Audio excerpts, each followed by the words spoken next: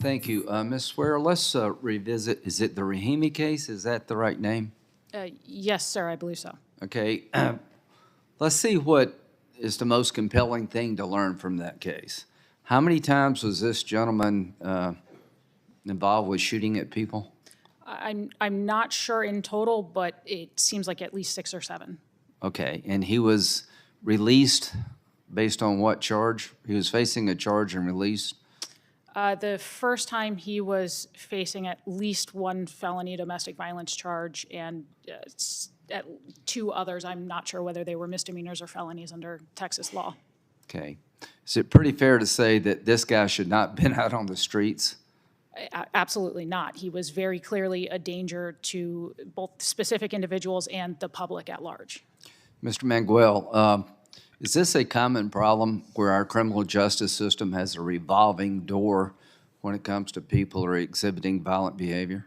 It most certainly is a common problem, and one that is a long-standing problem as well. I mean, one of the statistics I didn't get a chance to get to was that between 1990 and 2002, the Bureau of Justice Statistics reported that over a third of individuals convicted of violent felonies were either out on probation, parole, or pretrial release at the time of those offenses. As our criminal justice system has gotten softer, that problem's only gotten bigger. So when you look at what America is facing, would you agree with me the best thing we could do as a nation is to make sure that our parole laws and our attitude toward violent criminals is changed so that they are not out hurting people, they stay in jail?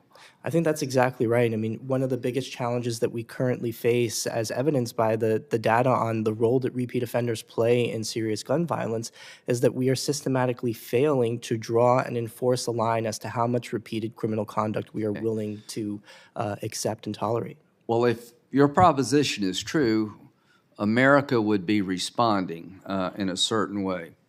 Do you realize, Ms. Swear, that from 1991 to 2019, the number of guns in America number of weapons owned by Americans has doubled?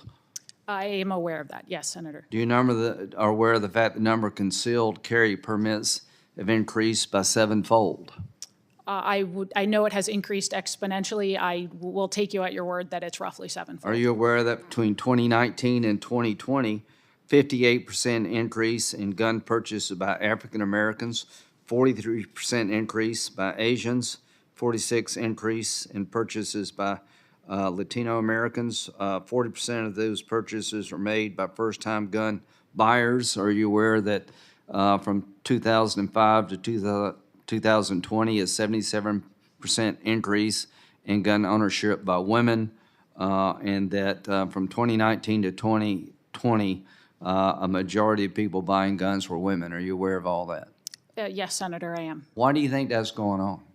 It's because there are a lot of Americans, specifically, as you mentioned, women and ethnic minorities, who, a lot of them for the first time in their lives, beginning in the last couple of years, looked around at the state of reality in this country with sort of widespread and issues with policing, with... Well, let's just stop there for a moment. Mr. Lindley, you've been a police officer. Thank you for your service. How's morale among police in America, generally speaking? Thank you for the question, Senator. I think overall, morale is decreasing. Yeah, and there are probably a lot of reasons for that, but it's harder to get people into law enforcement now, and I'd like to work with people to try to change that. Mr. Rubin, do you agree with the Heller decision that interpreted the Second Amendment to be an individual right? Was that a good legal decision? Yes, sir. You do? Yes. Yeah, thank you. Ms. Glenn, your experience was terrible. Your husband, former husband, had been charged with armed robbery.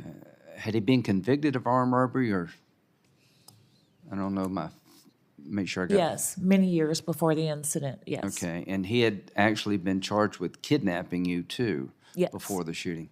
Months before the incident. Yeah. So I guess here's my point. Senator Cornyn has shown the way to work on responsible gun ownership limitations. I don't think there's anything in this case that says common sense doesn't prevail.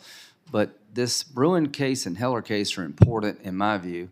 Mr. Chairman, it reinforced the idea that the Second Amendment is there for individuals and that individuals have a right to defend themselves in a responsible way, even outside their home.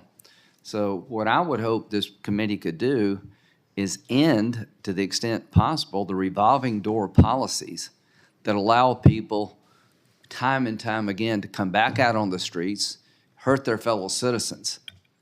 In this situation, I would just add in conclusion, the reason so many people are buying guns is because they've lost faith in their government to protect them.